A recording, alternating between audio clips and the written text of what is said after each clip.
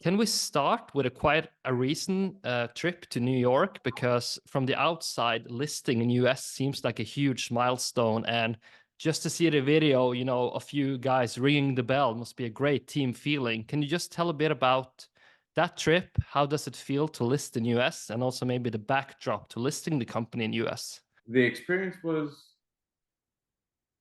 I expected less, to be honest. It was quite impressive being in there, and uh, it was an experience that I think we'll remember, and it was very nice to have.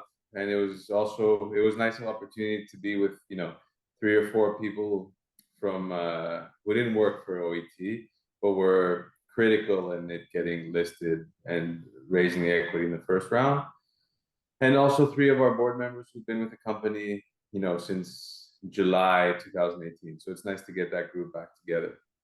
Um, it was also nice that we have a lot of investor meetings as well in New York, and people are positive about the market, which is great. But even nicer is the investors we have invested with us are all happy, and it's quite easy to have meetings when the investors are happy and they feel like everything's been going well. So it was a very nice week in the States doing that. And the reason of listing in New York, I mean, there were multiple reasons. There's a tax efficiency for U.S. investors on dividends, so that they have lower tax if you're listed in the United States versus Oslo, and that's something that we wanted to offer to some of our U.S. shareholders. And then the other thing is that given that we believe, built a pretty strong track record in Norway with Norwegian investors and US or international investors who can invest in Norway, we thought it would be a prudent step to establish that track record in the United States with more retail and US focused only investors. Whether it's, to create more liquidity in OET and have better pricing, or in the future for a potential project even outside of OET and another listing that we do. So it's about growing the trust we have with the investors and hopefully increasing liquidity in the share and giving us optionality in the future. I saw some stats that the liquidity has been quite impressive from the early onset, given you have now, entered the US market with a listing. Are there any trade-offs at all with listing, a dual listing, or only plus plus if you can handle the resources and all the documentation I can just imagine is required? It's a lot of work. I mean, it at least came in January of last year, and for the next 12 months, his only focus almost was getting the listing through. So it took him and the team a lot of work, and they did a great job getting it done so quickly. No, it's resources, but there's no downsides to having both. I think we were lucky in terms of the liquidity that Q2 and Q3 of last year were both strong quarters, and as Q3 was finishing and Q4 was beginning, it seemed that the market was quite a bit weaker and that the shares were overvalued across the tanker space. So you saw a sell-off. And I think as December came in and we did the dual listing, the market picked up and improved. The Q1 looked more positive, and there was just a general interest to get back into shares. And all the tanker shares rallied from that point onwards. So I think we were lucky in the sense that there was an opportunity where people had interest to buy shares, and the US percentage of our liquidity grew pretty quickly. So against some of the case studies that we've looked at, the percentage of US trading is quite high compared to others. And we hope to keep improving that as well. There's a local debate in Norway that, Norway is losing its way as an attractive platform for, broader investments. I don't know if it's a currency thing or many other, internal local policies, but you can see Norway from the outside. Do you see any shifts in momentum, building interesting platforms in Norway, or do you feel Norway still is a good place to be many years ahead? Or is that like a very difficult question to answer? Well, no, I mean, I think that I'm not qualified like Soman Power, some of the other people who've made comments about this, but from my much more limited perspective, I feel like Norway is an excellent first, big step to do. So the investment community in Norway is similar to the Greek, like although you guys are more advanced, or let's say, um, can't think of the word right now, but that we act counter-cyclically. We can invest when it seems that there's no light at the end of the tunnel, that there's no cash flow to support the investment. And I think that's like a critical first step for launching new businesses. And the fact that in Norway, we listed OET in 3 or 4 months from the date we had the idea, and I called the S&P broker at Fernley's to put me in contact with a banker. You can't do that in the United States. And there's a depth in the community that you can raise money for these deals. So I think that Norway should remain a really important first step for launching new shipping or marine-related public equities. That's good to hear. So from my personal experience, I was lucky enough to have your father on the podcast a couple of years ago. And then I have to admit, when I did the research about, the whole legacy you have built for, many, many years, I was also super impressed when I started to read about, your grandfather and his journey. And I just thought to myself, faced with adversity, going from one business to another business, going to a new country, setting up a shipping shop like he did in London. It's so impressive. And it's very hard to ask you one simple question, but do you have any reflections you can share for people who just want to understand a bit more about the legacy you have built? Because when people buy into your stock, your family history is also a very substantial piece of that story, because you're the main sponsor behind this company we're talking about today. That is a tough question. I don't know. I mean, I think something that my father and my grandfather passed down is that, having trust and offering a reliable service, whether it's to charters or to investors, is like, it's one of the key elements in being successful over a long period of time. So whether it's how we operate commercially or internally or with our investors, I think that having the trust of the people against us and working hard, obviously, and being reliable in what you say and what you deliver are the key elements. And I appreciate that being handed down to me. I think another thing, especially this was my grandfather's view, and it's came all the way down to us, is that building your own ships and acting counter-cyclically and being patient pays off in the long run.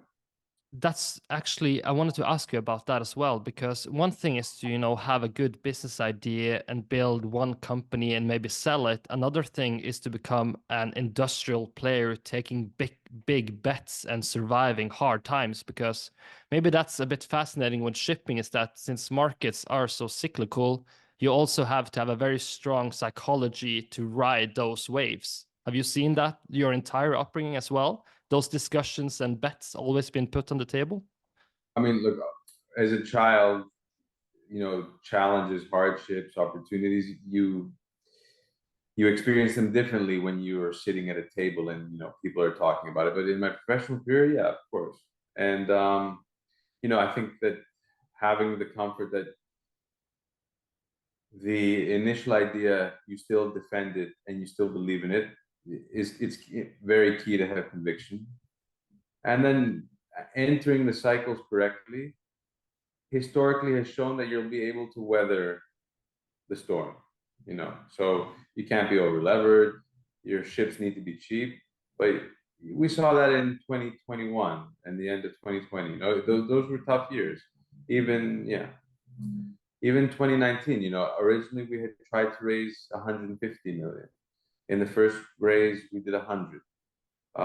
We ended up raising less equity than we had initially budgeted for. So we all had to find ways of doing things cheaper, doing things more efficiently. And at the end, I mean, it was to the benefit of the shareholders that we didn't, issue more shares. But there were challenges for sure. And you get used to the anxiety and stress from these challenges after a while. Yeah. I can imagine. So what is the framework you use when you're deciding to start Okeanis Eco Tankers? Because what are the stars that needs to be in line in order to make it worthy starting a new company?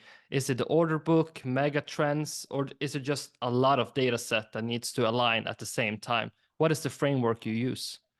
I mean, we're not so sophisticated that there's a formula, that all of a sudden it went green and we said, because this is the one listed company we have, but we had seen this IMO 2020 story coming, and traditionally the company has owned Aframaxes and Suezmaxes.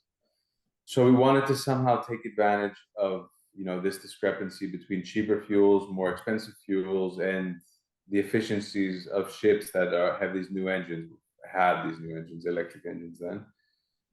So eco and scrubber versus non-eco and non-scrubber. And initially we had placed an order for Aframaxes on the private side with no intention of listing them. But thankfully the yard went bankrupt. So these were ice class LR2s at 42 or 43 million. They were extremely cheap ships. The yard went bankrupt. They returned our equity that we had paid so far to us. And over that time, we had time to study more, and we saw obviously that the effect of the scrubber and eco, it magnifies the bigger ship you go to. So we looked at the order book and we looked at pricing on VLCC. We had never owned and operated VLCCs ourselves before. We had them on bareboat in the past. And we saw that that this opportunity is even greater on VLCCs, but we wanted a partner to go in, and we looked at the public markets, and that's how it occurred. So last year I was attending a shipping conference in Greece, and the question was what segments are interesting to invest in today, and the only thing they can come up with was Greek real estate, because all the segments looked a bit difficult for several reasons. Do you share that same view today as an investor or company builder, that you really need to know what you're doing if you're trying to build a new company in any segments, whether that's LNG, dry bulk, or tankers? Or do you see special opportunities still, giving your knowledge and viewpoint? I think the challenge with building new businesses today is that you're entering the cycle at relatively high valuations across all sectors, and that's usually negative. Like it's a bad check. It could still make sense over time if the cycle is strong enough that it'll move even higher. But to begin a business at these levels is a challenge. Like if OET, we have no intention, but if we were to buy a VLCC today in the secondhand market, it would raise, the break even or the average cost per ship, but it wouldn't be the equivalent of our fleet being completely priced at today's levels. So what would be interesting today? It's tough. I mean, I think that the gas, whether it's LPG or LNG markets, have tough years ahead of them. Obviously, the container as well. The more specialized, I don't know enough about. The dry bulk is interesting, and there's an order book that's quite limited, and the fleet is aging quite rapidly.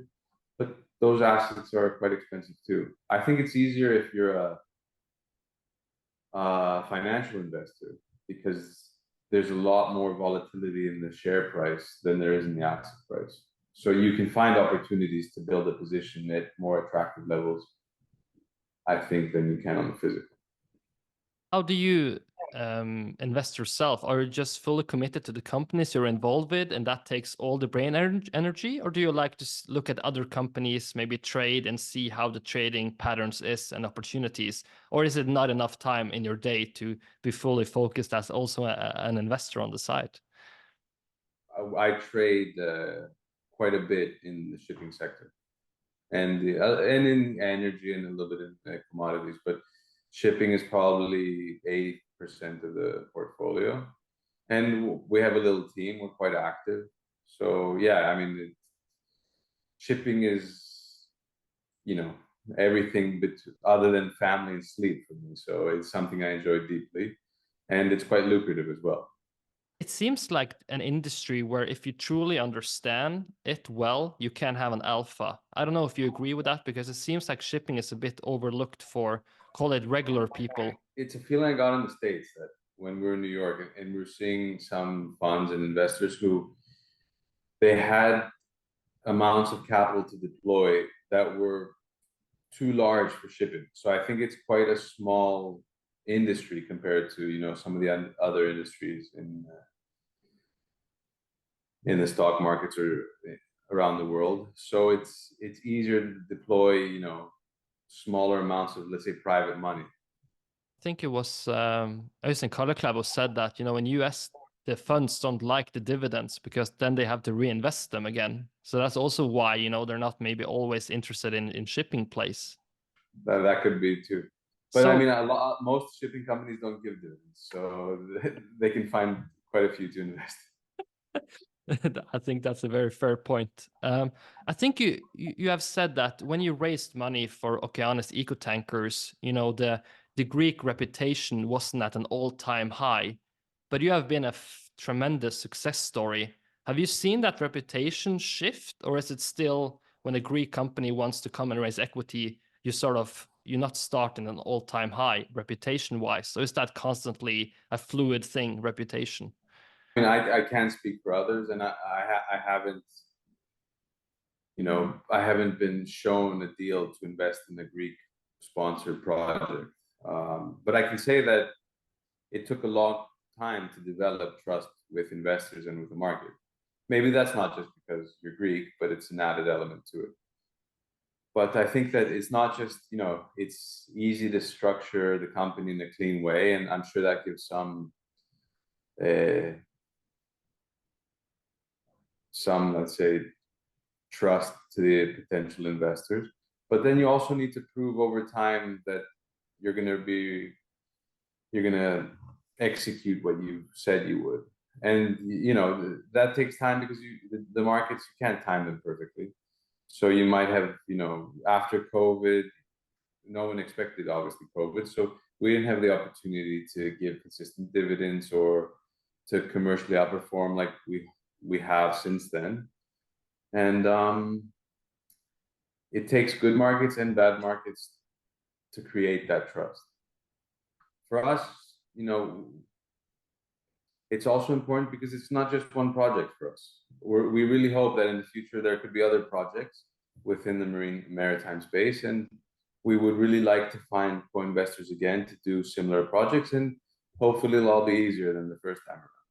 I also had that question, if this is just like the perfect starting platform in the public markets to build on, or if this is just one-time play. But maybe like you said, you really hope this can be a platform for the future with a public track record, because in a private company, that's a bit of a different ball game, I guess, than being active in the public. I mean, just to be clear, so we don't have anyone confused, there won't be like a dry company within OET or an LNG or whatever. But outside in separate companies, we would like to consider future projects for sure.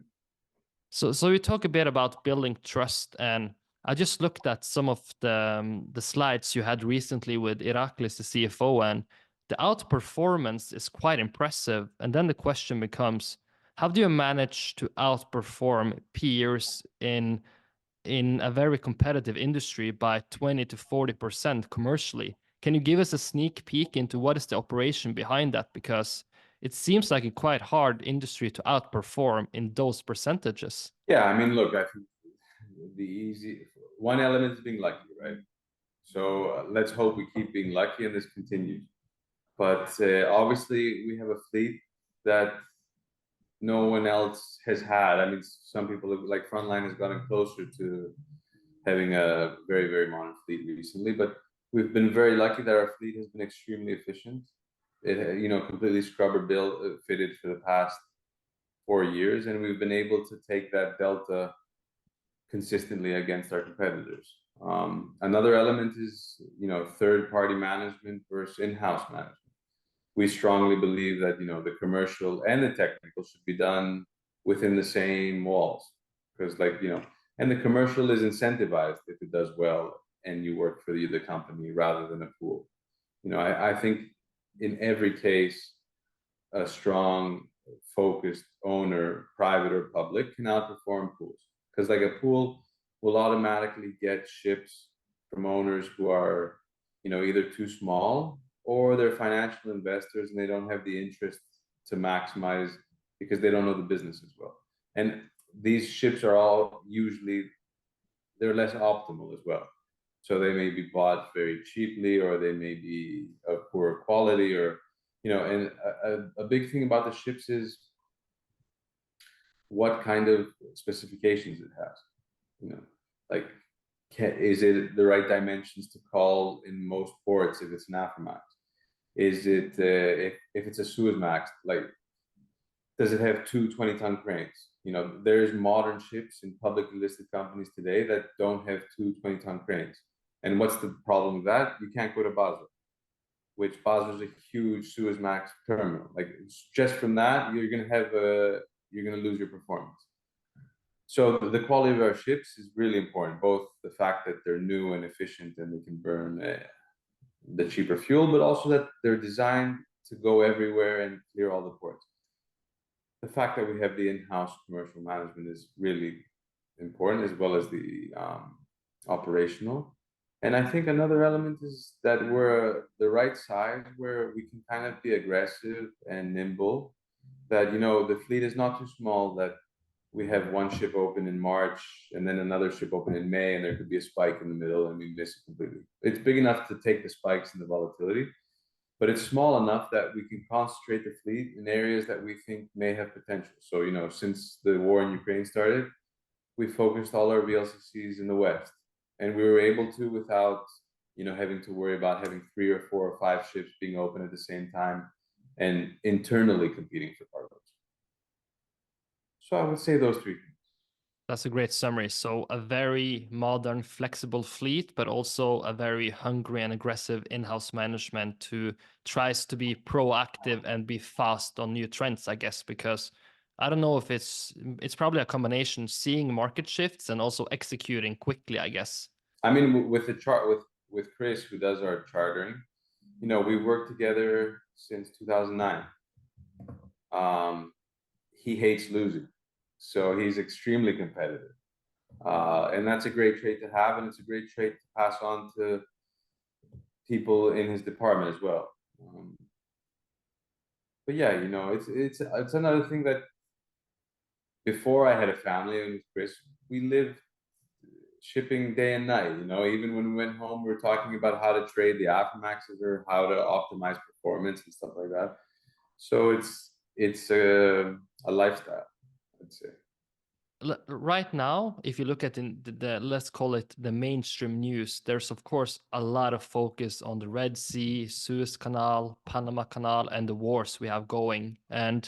But how do you separate signal versus noise and really find the big stories that is important for your company? Because maybe one of the important parts is to understand, the second and third order consequence of the things the news talk about. And there is where maybe the potential lies.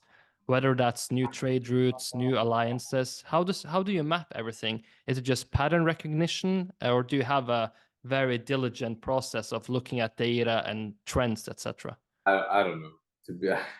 I guess a combination of both. We read a lot and we try to take opinions from all of the different industry participants who we can speak to. But it comes down, I think there's a lot of experience and understanding over time. And that's why, shipping it's an industry where the previous generations are very important to consult on the effects and the after effects of how things happen, because history does repeat itself. You touched upon leverage, and I think you have said that you're comfortable with taking leverage. Can you just explain the concept of leverage in a shipping company like Okeanis, and also when does a company become over leveraged, and that can come with the downsides? So can you just explain a bit about how yourself view leveraging the company? Well, I mean, look, we felt that when we were running different models and seeing what our ships earned compared to what older ships earned, and ships without scrubbers. We saw that in a decent, oil price environment, like where historically you see ships getting laid up, is where we would be close to break even, a bit below break even, but in levels comfortable that we can sustain, over a decent period of time. Because in shipping, you'll always have some volatility. So we felt with the efficiency of our ships and the cyclicality entrance that we had, which prices were very low. We did order these VLCCs at 85 million, including the scrubber, and today it's 128. We felt confident that we could enter, with 70 to 75% leverage. And, it's about optimizing returns for the shareholders going forwards through the cycle. So just natural, I mean, we haven't paid down any debt beyond its natural, amortization, but we've come down to below 50% because of how assets have appreciated. So I think that leverage is really key to being able to optimize the performance for the shareholders. And it's just being able to manage it correctly and understanding where is the line, that you shouldn't exceed, and being reckless. So, there's a lot of talk about innovation, green fuels, etc. I know that you're not very bullish on, green fuels entering the tanker space anytime soon because of the cost of it, etc. But just looking at innovation in general, do you see a lot of exciting projects, whether that's big or small, that you cover, or is tankers a bit unique that it needs to be cost efficient? Hence, it's very hard to disrupt anything big on the ships and how they operate. There are tenders for green projects, and they're valuable because it gives you insight into how to run, a new subsegment of our industry with a different propulsion fuel. And I think having that knowledge going forwards at some point will be useful and will give you an edge over the competitors who don't. The problem is that these projects have very, very low returns. And with asset prices where they are today, you're committing a lot of capital on a long term for a project that's expensive, low return, and at the end of the project, it'll have quite a high residual value. So and you're making an investment on one of potentially few types of fuels, hoping that in 5 years that's the one that will prevail, or ones that will prevail. So that's been a challenge for us, and that's why we haven't, really looked into any type of dual fuel propulsion systems like methanol or ammonia or gas. We do, on the private side, have 2 new buildings in Japan that we're looking at 2 different types of carbon capture technology. We feel that carbon capture is easier to fit within the tanker space. I mean, you do load from somewhere close to the production area, so you should have some place to deposit. But my worry is that ammonia and methanol and some of the other fuels, they're going to be bid too high by both other segments within the marine space, but also from onshore use, and that it may not be viable to be using this. We believe it, in our view, that it's prudent again to wait until some cheaper time in the cycle where we may have a bit more clarity on what the fuel is, and make our riskier investment then rather than today. The residual and the entry price is high. I agree with you on that take. Have you ever considered, the combination carrier models that you take wet one way and dry materials the other way? Because I always found that a bit of an interesting concept. And I know we have, of course, one company that does it, but do you entertain those types of innovation to combine different materials? Is that just very hard in practice to take out in a good way? I think that Klaveness has done an unbelievable job with that company, because even there were these VLCCs built by VLOCs built by Nobusu in the previous cycle. I don't know if you know much about him, but he's an interesting character. they were meant to carry iron ore one leg and crude oil the previous. These most of these ships have now been converted just to VLCCs, and some, like, because we know some owners who own them, they still have some issues clearing them in ports because they were previously VLOCs. But now they've been converted completely to VLCCs. They can't carry ore anymore. They don't have hatch covers or anything. So I'm impressed by how Klaveness has managed to have his niche trade and have both both the dry charters and the wet charters accept the ships. So, they have a lot of experience. They're sophisticated. They know the market.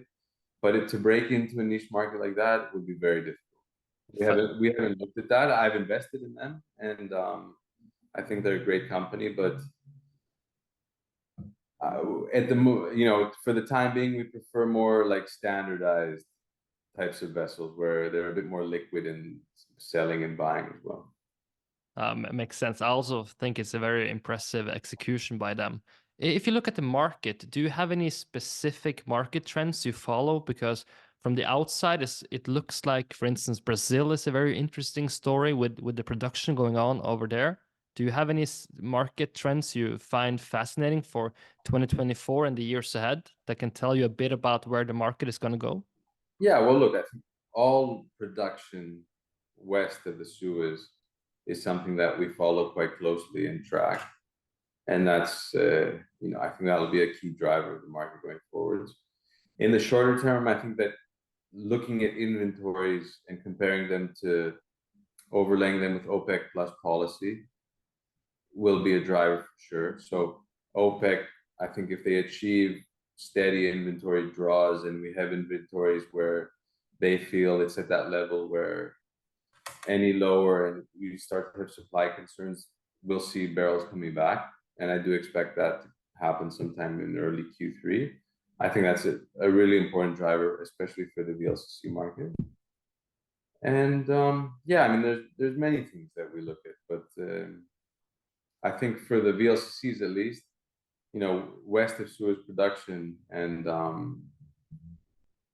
OPEC policy, which I think is driven a lot by inventories, are the two key ones. You can get into more in depth and start reading about like different types of crudes and the arbitrage between the different crudes. And I think that's one thing that's been happening a lot with the Red Sea.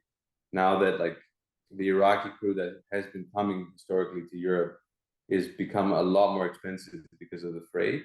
You have the different refineries in Europe trying to see how they can displace this Iraqi crude with similar crudes from the Atlantic Basin, let's say. So I think, that's just one example, but I think crude arbs is also very interesting, but that's a bit more short term.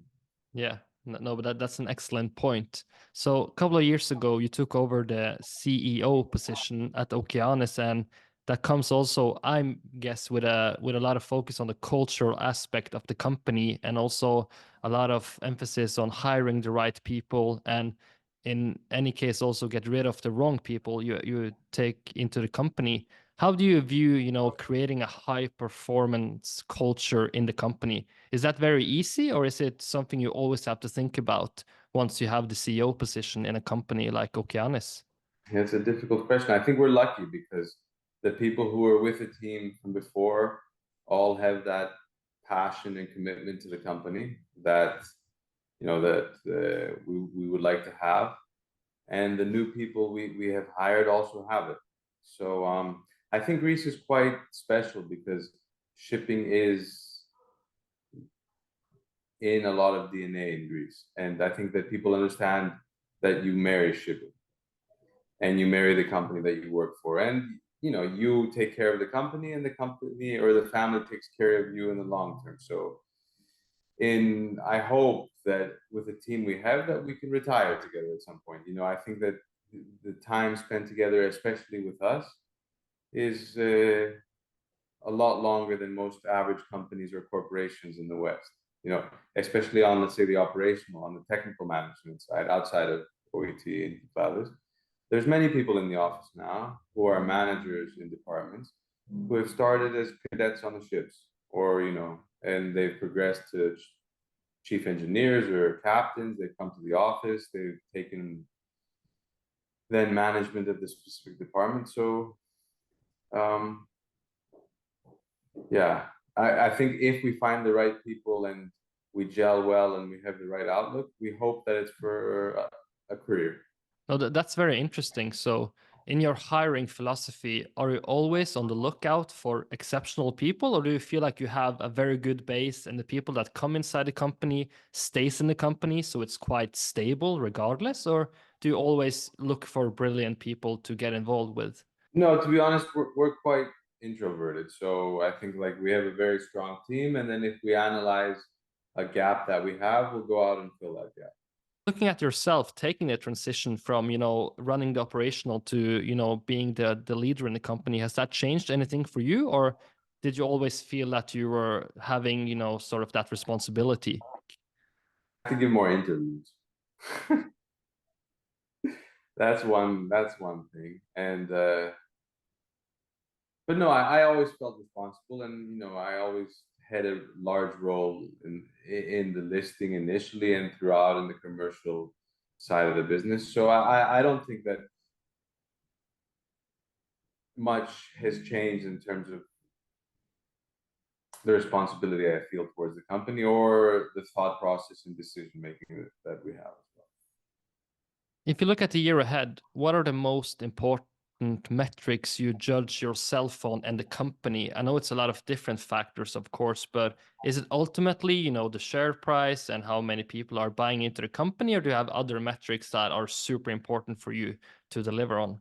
Well, I think that the more company-based metrics will give you the share price metrics. So I think we have some refinancings that we'd like to do going forward.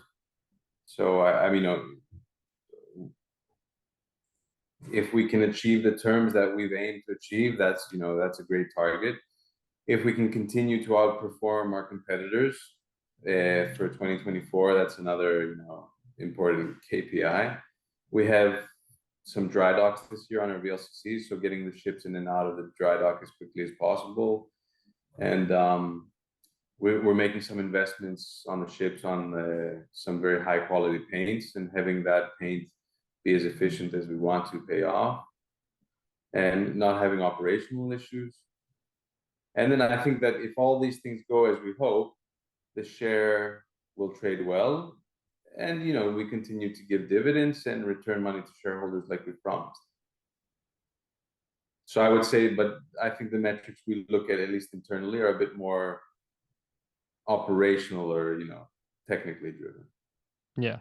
It's maybe like, in sports, if you just take care of the process, the result will come. But if you get too focused on the end result, you forget maybe the process inside that needs to be there to get the result, maybe. Yeah. Because, for the first 4 years of the listing, we were just focused on doing our jobs well, and it was a tough market. And then the market got better, and luckily the process brought the results. Yeah. So yeah, I would say that I agree with that. Okay, so I have another segment, and it's a bit of quick fire questions with different topics. And if you don't like the topic, we can skip it and jump to the next one. But I'll let you decide. So last year was my first time in Greece ever. I went to Athens twice, and I must say I was super impressed by the people, the country, and I thought to myself, having that location between three continents have so many benefits attached to it. So I just wonder how you see the Greek economy going forward. Do you see a lot of momentum into growing it, or are you a bit bearish, or how do you view the economy overall? I think the Greek economy is in a good place, uh, because we've had a very hard 15 years since the financial crisis. We didn't catch up with the growth that the rest of Europe had. So we do have that effect a bit coming now, since the conservative government was elected in 2019. Tourism is doing very well in Greece, and it continues to do well, and it's a big element in our growth. And I think the renewable energy is doing quite well as well. So both solar and, to an increasing level today, wind power has been positive for the state, for the country. So yeah, I'm bullish on Greece. I don't know if I wouldn't say that real estate in Greece is a better investment than shipping, but I think that Greece it has a good few years ahead of it, and I'm really glad that we also have a serious government in a time where the world, tends to has chosen populists over, you know, practical government. Yeah, and I don't know if you share the same view, but my impression from meeting, the younger Greek population as well is that they're all very well educated. They speak English perfectly. They have like the perfect setup, it seems, from my perspective, to really make a difference in building the economy and also being a global player. Yeah, I hope so. I mean, like, I think Greece has some inefficiencies of, being a bit bureaucratic that I'm sure the government is working to overcome. And if they can do this, I think it's an excellent place. Like, as I said earlier, I think that Greeks are extremely hardworking, and they're very caring and committed to the companies or people they work for. So yeah. So next topic, what if you have to do something outside of shipping and family, either a hobby or a thing you do to relax your mind, what do you tend to do then? What I would like to do, or what do I? Yeah, I mean, if you don't have the time to do it, but you did it previously, that also goes through, like a previous hobby, hopefully. Yeah, well, I run. I mean, today what I have time for is running. And I can think when I run, or I can listen to a podcast when I can run, or what I unfortunately been increasingly doing recently is I run a little bit slower and I talk to people in the office or brokers or about shipping. But yeah, I think running is what clears my mind and gives me a bit of energy. Do you have any very contrarian view that few people share with you? Probably not, but on the green propulsion, I'm scared that ammonia and methanol are just way too expensive as a fuel, given the demand that they'll have internationally and the lack of supply networks.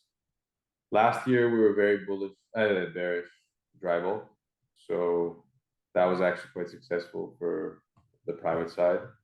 Um, I was still bearish dry bulk this year, and that has been less successful though.